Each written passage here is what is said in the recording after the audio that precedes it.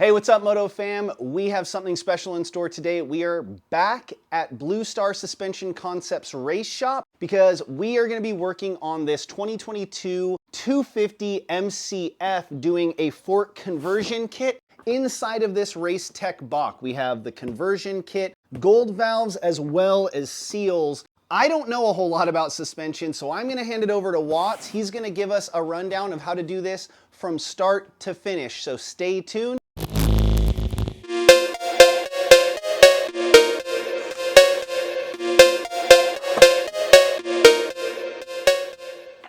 Hello everybody, that's Mike here with Blue Star Suspension Concept. Previously mentioned we're going to do some suspension overhauls to this MC250F here. While we have this bike apart, I have a set of 12-hour takeoffs off of one of my bikes that I'm going to go ahead and put on here. Just change the flare a little bit, get rid of the silver stock clamps. We're going to be removing the front end, basically the wheel, the fender, number plate, handlebars, and then we're going to start getting these forks off here so we can get started.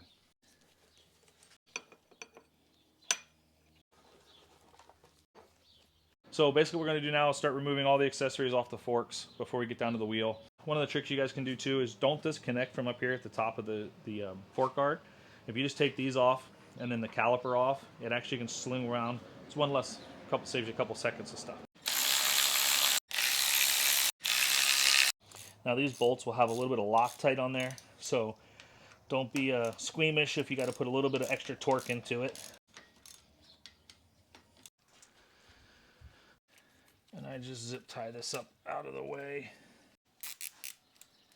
So next I'm going to remove the wheel. It's a pretty simple process. So this side is going to be a 17 millimeter, and basically you're going to break these pinch bolts free on this side, so it releases the tension off your axle, and then you'll loosen the other side, and together that will allow you to slide the axle out. Now be mindful when you do that this bike may have a tendency to tip, so you want to just make sure you control the bike while you remove the front wheel.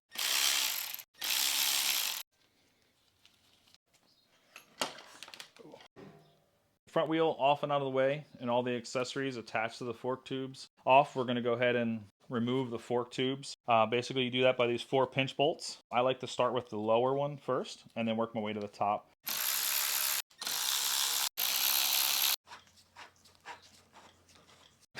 There we go.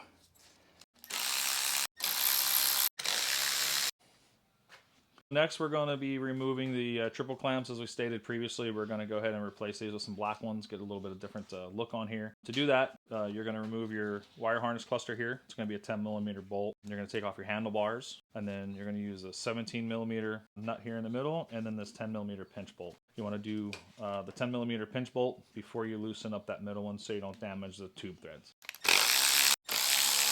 On a side note, whenever you have your front brake disconnected, your caliper off, do not touch or squeeze your front brake lever. So this is a low torque nut here, so your pinch bolt is actually what gives you a lot of the restriction to make sure it doesn't come apart on you. Take that. If you notice, I'm blocking the triple clamp from falling out the bottom when I disconnect everything that's holding it in. So what we have here now is the air side and the Motion Pro suspension vise here. What I like to do, it's not 100% necessary because I'm not technically opening up the air cartridge, but I like to bleed all the air out of the system. What that allows me to do is manipulate the fork a lot easier, where I'm not fighting any type of air pressure that's in the system. So we start by removing the valve core slowly of the inner chamber, and then I'll bleed whatever air pressure is built up in the outer chamber also. So as you heard, there's a lot of air in the outer chamber, so I'll advise the kid who rides this bike to start make sure he bleeds that off more consistently. It'll give better fork performance. So what we're going to do now is we're going to pop this top here. Once you get it on, make sure you hold it firmly because you don't want the wrench to slip and scratch up your fork cap there. Okay, so once you hear that first click, that shows that the threads have popped loose, and then you should be able to just push up like that. Keep in mind that you are going to have oil in this section, so you want to make sure you keep a good firm grip on your fork leg so you don't make a gigantic mess all over the place. So one of the things I do before I separate the fork is just make sure I wipe it down a little bit, clean any of the extra little dust and debris that are around the bottom of the fork leg that's going to get in there and cause you more effort when you're inside. We're going to break this nut off on the bottom here. It's going to be a 19 millimeter on these WPs. Just try to brace it and then pop it loose, back it all the way out. All right, so after you get that loose, make sure you have a rag or a catch pan of some sort underneath, because you will drip a little bit of oil out of the bottom there. So you come back up to the top here, unscrew the inner cartridge. Now, if you've never seen inside your WP fork, this is all your air cartridges. Your air forms an air spring, so to speak, and when you compress, it expands. As you see, we bled the air out, but there's always a little bit of atmospheric pressure in there at all times. So basically, we're just going to break this off here because we're going to need to transfer these two items to the Race Tech. What I did is I took this lock nut off, and then I took the blue stud nut that we had in the bottom of the fork leg. Yeah, so this is the Race Tech spring rod, I should say. We're going to just thread this all the way on like it came off on the other one.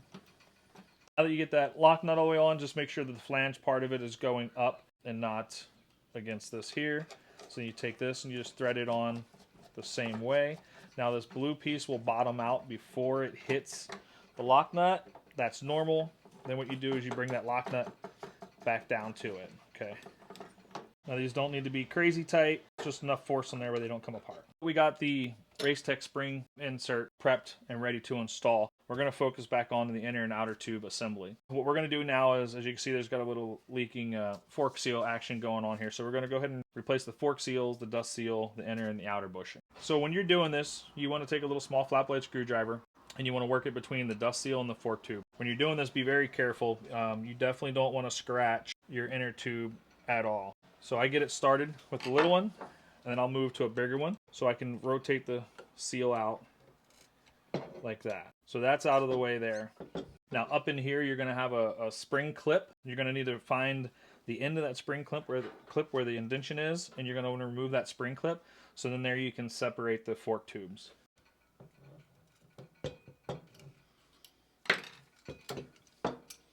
Just take your time, no need to rush it. Once you have that, a lot of times you can just go ahead and give us a couple solid whops and it will come apart. Occasionally you'll need to heat this up, but you'll know pretty quickly if it's going to separate or not. I'll break this down for you while we got it apart. This is how your inner fork tube should be assembled if you attempt to do this on your. So your travel indicator goes on first, your dust seal goes on spring side down, then your clip. Now it's important to put this clip on before you add all this because this clip will not stretch around your fork tube. Your oil seal, also spring side down. You're going to have your flat spatial washer. You're going to have your inner bushing and then your outer bushing. So to remove this outer bushing here, you want to just take it, just pry at the split and just work it up over the lift. Again, you don't want to rush anything. You don't want to nick anything or cause any problems for you down the road. So just take your time. If you can get in close in here, you'll see that this bushing has seen probably excess of its normal life expectancy. As you see, the coating is worn off and it's down to the bare metal. One of the things that you can do if you're new to this is find the spot off to the side, lay everything out in the order that it came off. That way if you lose track or you're learning or you're just new to this, then you can do some forks. This flat washer will be different. It'll have a raised edge, it'll have a bevel on this side, or it'll have a lip. You know, just pay attention to how that comes off so you can put that back in the way it should be.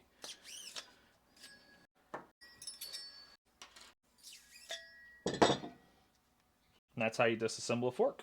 When you reassemble everything, being clean is 100% necessary. So I like to use Maxima Suspension Clean. It cleans very well. It's not harsh and it dries clean and clear.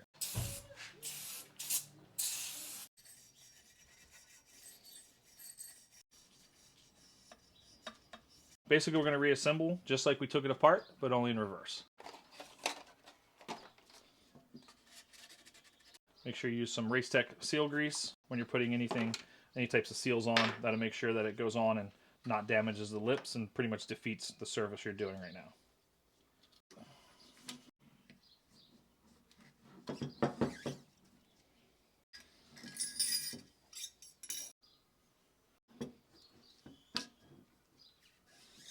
Use a seal bullet so you don't damage the seal lips going over these sharp raised edges.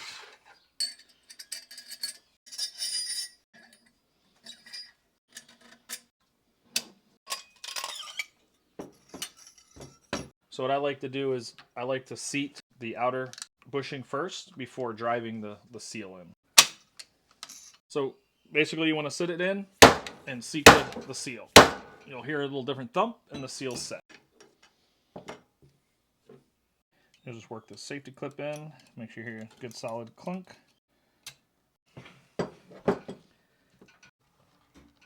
So the Racetech spring conversion kit comes with a washer, actually a few of them, spacers. And what you want to do is you want to take one and you just want to drop it into the bottom because this fork wasn't designed to have a spring in it. So this washer protects the bottom of your fork tube from being beaten up by the spring. Doesn't matter which direction it goes, just make sure it sits down in there flat. And you can do that by using your finger up in here and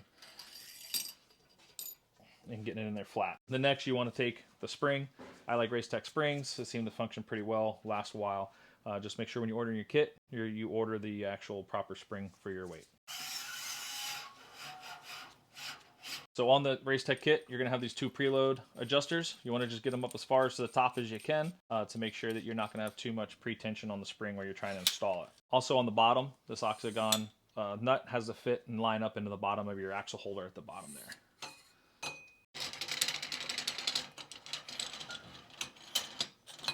We dropped it in, we set it in there, we got our bottom bolt started here. We're just going to take and snug that up.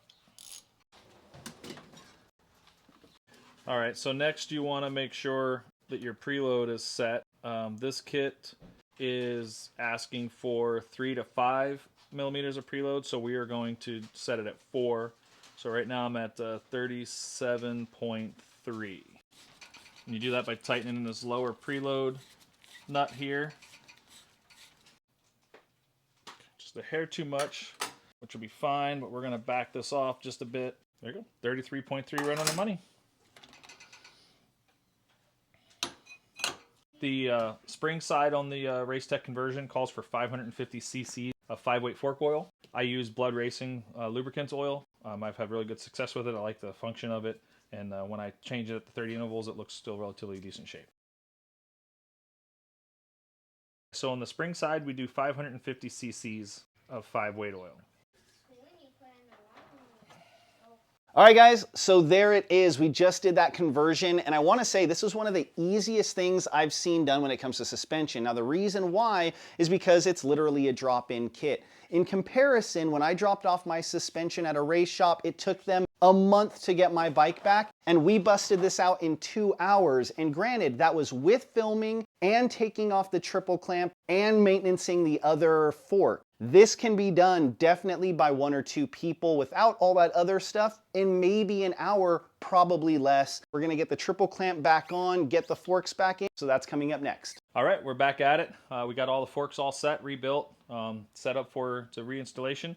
While we're off camera, we went ahead and cleaned and prepped the triple clamps for installation, and that's what we're gonna do now. So we're gonna start with the lower, slowly work your way up in there. Then you can't forget your little dust cap here.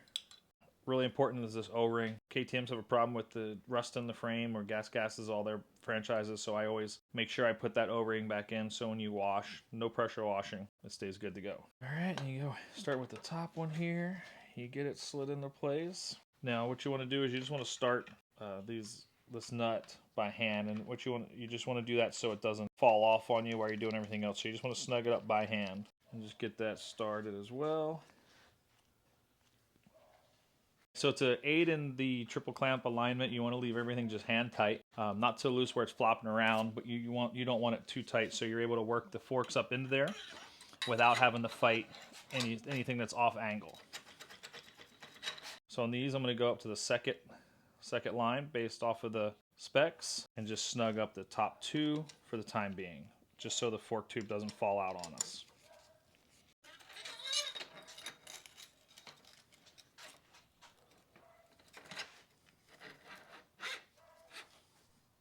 The next way that I do it to make sure everything pulls together and aligns correctly is I go ahead on the lower triple clamp and torque both sides down. One will give me a torque reading, and then it will be loose once I do match the other one, right? So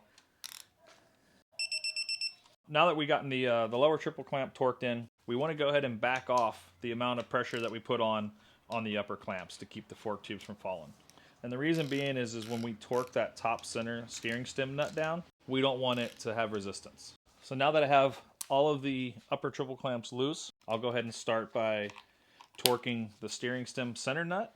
And this is on your manual to 12 Newton meters.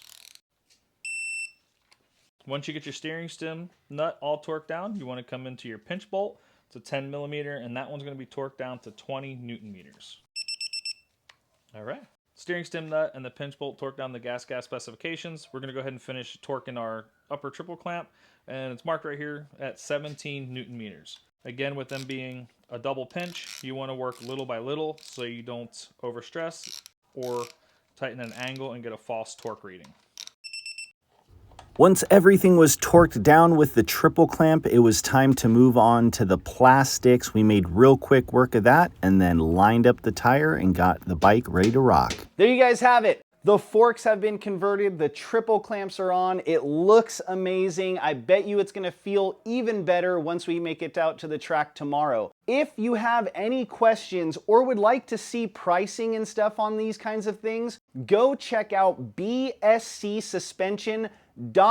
That's Blue Star Suspension Concepts website. He is extremely knowledgeable, can get you set up, and if you're here locally, he can do your bike in Arizona. If you have any questions, don't forget to comment below, like, and subscribe, and we'll see you on the next one, MotoFam.